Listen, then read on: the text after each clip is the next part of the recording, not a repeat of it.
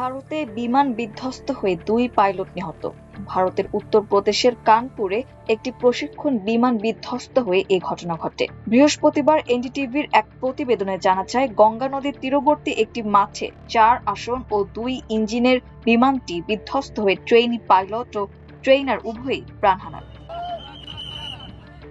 কাল 11:30টার দিকে কানপুরের গর্গ এভিয়েশন ট্রেনিং সেন্টার থেকে উড্ডয়ন করে বিমানটি। প্রশিক্ষণ শেষে কেন্দ্রে ফেরার পথেই দুর্ঘটনার শিকার হয় এটি।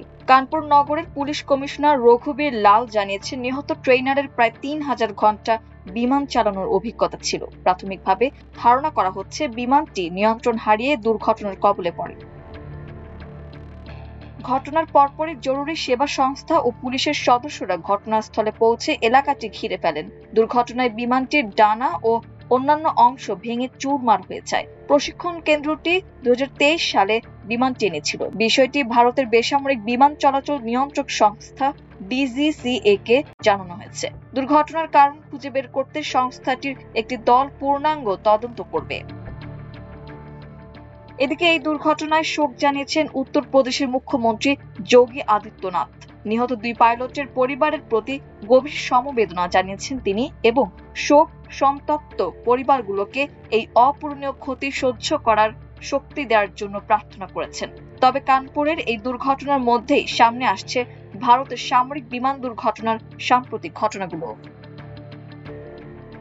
এর আগে গত জুনে আসামের জোরহাট বিমান ঘাঁটিতে ভারতীয় বিমান বাহিনীর একটি AN-32 পরিবহন বিমান দুর্ঘটনার শিকার হয়। সকালে অবতরণের সময় বিমান ঘাঁটির ভেতরেই এটি ভেঙে পড়ে এবং সঙ্গে সঙ্গে আগুন ধরে যায়। দুর্ঘটনার পর দ্রুত আগুন নিয়ন্ত্রণে আনতে এবং পরিস্থিতি মোকাবিলায় উদ্ধারকারী ও জরুরি সেবা দল ঘটনাস্থলে পাঠানো হয়। তবে সেই দুর্ঘটনার সঠিক কারণ এখনো জানা যায়নি। কেউ হতাহত হয়েছেন কিনা সেটিও তখন পরিষ্কার ছিল না। ভারতীয় বিমান বাহিনী দুর্ঘটনার বিষয়টি নিশ্চিত করে তদন্ত শুরু করার কথা জানিয়েছিল। সামরিক পরিবহনের ক্ষেত্রে AN-32 কে ভারতীয় বিমান বাহিনীর অন্যতম প্রধান ওয়ার্ক হর্স হিসেবে বিবেচনা করা হয়। সোভিয়েত ইউনিয়নে ভারতের প্রয়োজনের কথা মাথায় রেখে তৈরি করা এই টুইন ইঞ্জিন টার্বোপ্রপ বিমান বর্তমানে ভারতীয় বিমান বাহিনীতে প্রায় 100টি রয়েছে। দুর্গম ও প্রত্যন্ত এলাকায় সামরিক রসদ ও মালামাল পরিবহনে বিমানটি গুরুত্বপূর্ণ ভূমিকা পালন করে। এমনকি উচ্চ পার্বত্য অঞ্চল কিংবা তীব্র উষ্ণ গ্রীষ্মমণ্ডলীয় আবহাওয়ার মতো কঠিন পরিবেশেও এটি পরিচালনার উপযোগী। AN-32 সর্বোচ্চ 7.5 টন কার্গো, 50 জন যাত্রী অথবা 42 জন প্যারাশুটার বহন করতে পারে। এর আগে আসামের কার্বি আংলং জেলায় ভারতীয় বিমান বাহিনীর একটি সুখোই যুদ্ধ বিমান বিধ্বস্ত হয়ে 2 পাইলট নিহত হয়েছিলেন।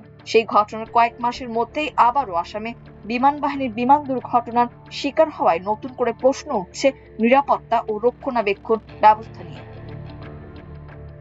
মাল্টিমিডিয়া ডেস্ক, আমার দেশ।